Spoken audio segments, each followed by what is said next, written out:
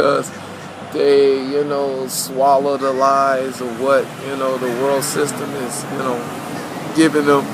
It's amazing, and the thing is, brother, okay, let me go in. The topic of the message I want you to get, and I hope you really be sincere about understanding this topic of this message. I think I did a video like this, but probably, this video has to be, set. But it's the reality, of your mindset, the importance of your mindset. You know what I'm saying? The importance of your mindset. I mean, wow, how I wish this video will, wake you up to this reality of your mindset. Your mindset dictates your view of how you look at everything. How you look at everything. But watch this, not just how you look at everything, how much of what you are looking at, which is what the greatest deception that you can ever, that has been, is going on today, is that people are looking at so much of what they are not supposed to be focused on. You know what I'm saying? I mean, the thing is, like I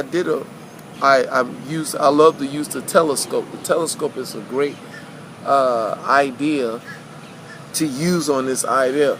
I mean, everybody has one telescope. You only have one telescope, and your mind is like a telescope. And that, of course, Pytrod or something like that is where it's your mindset. Is where you want to set that telescope at. And the problem is, we live in a world, of course, that is, the world system is trying to program everybody to just set their telescope one just here, you know what I'm saying? And just focus on that one spot, in a place where there's many places to look at. I mean, it's just the world system wants you to more likely look at one part of the sky, and that's it. You know what I'm saying? Just, it's trying to get you to focus on one side of something, so you do not focus on the many. I mean, look at the sky. I mean, look at all of this sky. It's so much to all in the sky. You know what I'm saying? So much stuff in the sky, and it just, this world system wants you to focus on just this angle. That's it. You know what I'm saying? And if it can get you to focus on this one angle, it will deceive you constantly. Let me say this, it will deceive you constantly, because the thing is, like I tell people, just because wrong is going on doesn't mean it's supposed to continue. You know what I'm saying? The thing is, everybody thinks that, wrong is supposed to continue to go on, because everybody is programmed, I guess, and we're supposed to see the wrong things that are going on in the world to be like, oh, that's the way the world's supposed, that's the world. This guy got shot, this lady killed her babies, or this person raped 100 women, the economy is supposed to be bad, and this thing happened here, this thing happened there. You know what I'm saying? And it's like, we're like, oh, well, that's how it is. It's like, well, no, not exact, but wrong is not supposed to be, facilitated. It's supposed to happen, but it's not supposed to be this facilitation of, how life is supposed to be. You know what I'm saying? That's not, nobody wants to drive a wrong car. Nobody want to have a wrong phone. You know what I'm saying? Nobody wants to have nothing wrong. You know what I'm saying? And the thing is, people don't understand that that's not what's supposed to be the idea of life, But when the world controls your mindset concerning, of course, social media and television and radio and all kind of suffices things to give you information that you might have an interest of concerning this world, to keep you focused on that, keep you focused on this and that and that and this, and I'm seeing a lot of people, they just, you talk to them, they're focused on this and that, and they engage in conversations concerning and be more likely jubilant, excited or express themselves in certain conversations that they find more interest in and they find a passion in.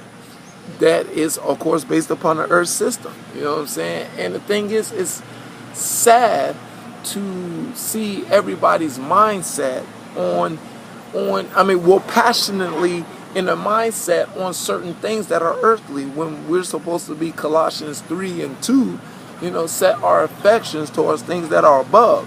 And the thing is, people are so set on things that are earth concerning their conversations. When you will find a person how much their mindset is on by listening to their conversation and what they want to talk about in the conversation.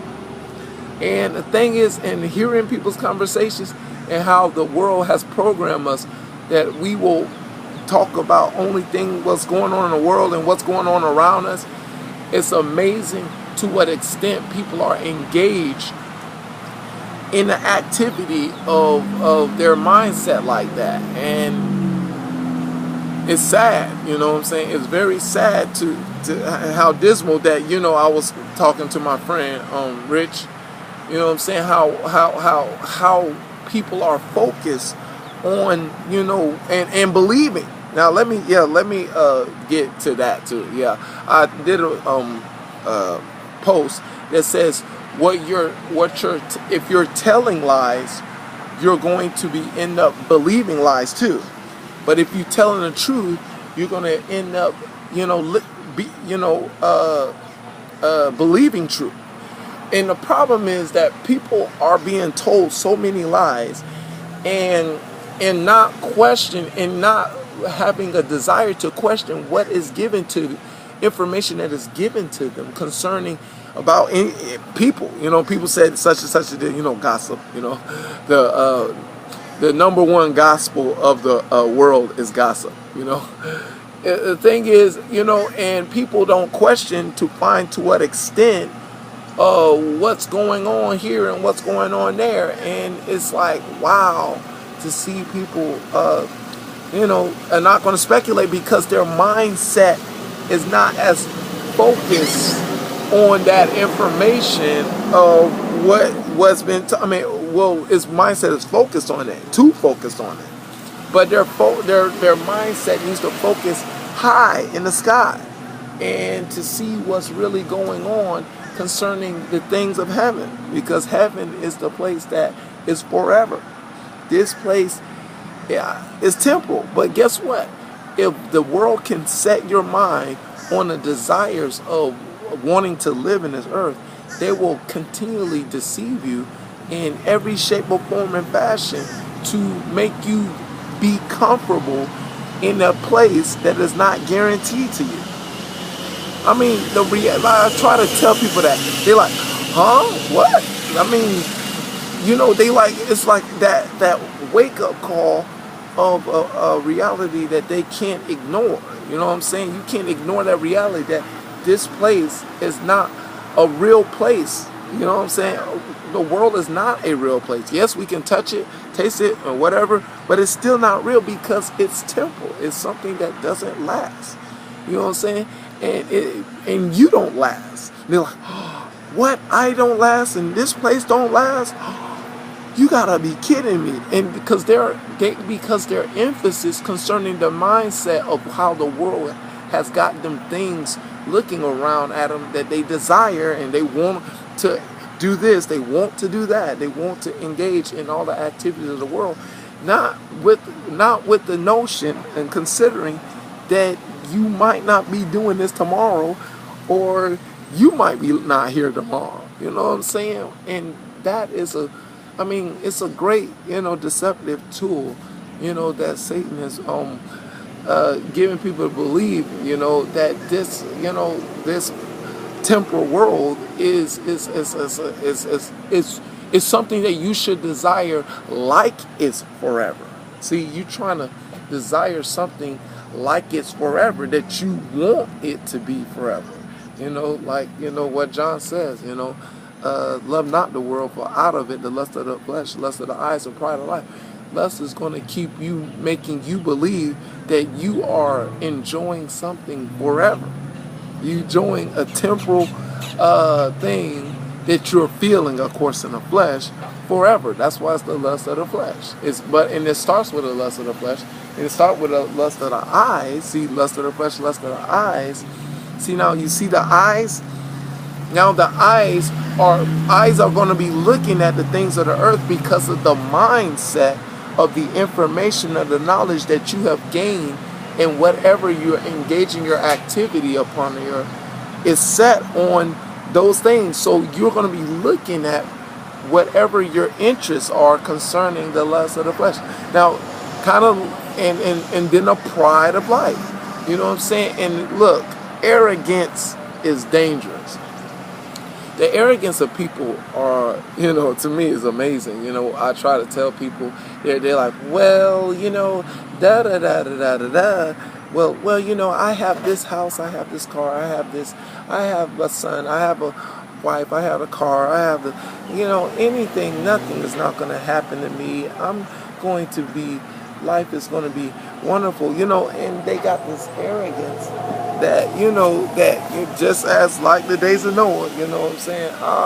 Noah, it's not going to rain. Come on, man. Are you kidding me? It never rained before. You know what I'm saying? What you talking about, this rain? And this arrogance that they think they know what's going to happen. Oh, they know the future, and they know their future. Yeah. And they think, I'm going to continually living forever, And the arrogance of people is just amazing, that, that Satan got people in the pride of life, in the arrogance that nothing's not going to happen to them, because they have this secure future because they go to work, or they go to the hospital, they get their doctor to check them and see if they have something wrong with them, and or they have a secure, of course, financially, and they are so secure in their arrogance. It's like, don't need God. I got the doctor say I'm doing well. The test came out positive. I'm doing, great. And it's this pride of life that people think, that I'm going to live forever, and ignoring the reality that there are graves in the earth. Yeah. There's a lot of dead people that died on the earth, and guess what?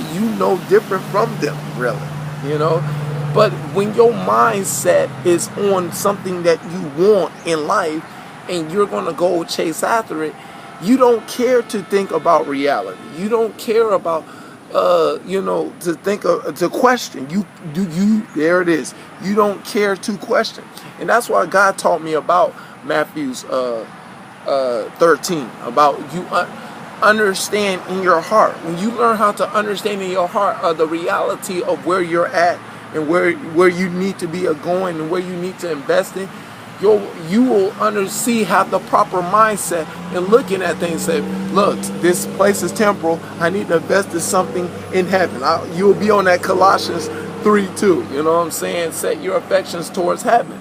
But the more you continue to allow this world system to make you believe this false treasure, you know what I'm saying, you're going to become more foolish and seeking after it. But there's a forever treasure that Jesus is talking about in Matthew 6 and 20 and 19 and 20 or 21, that we need to understand that, that we need to set ourselves in, because where your treasure is where your heart is also. And I pray that this message, get you to question your mindsets, evaluate what you are desiring in life, and try to get your mindset on Colossians 3 and 2. And let's set our affections of a real treasure. All right? That's the message. God be the glory, him forever and ever. In Jesus' name, amen. 100.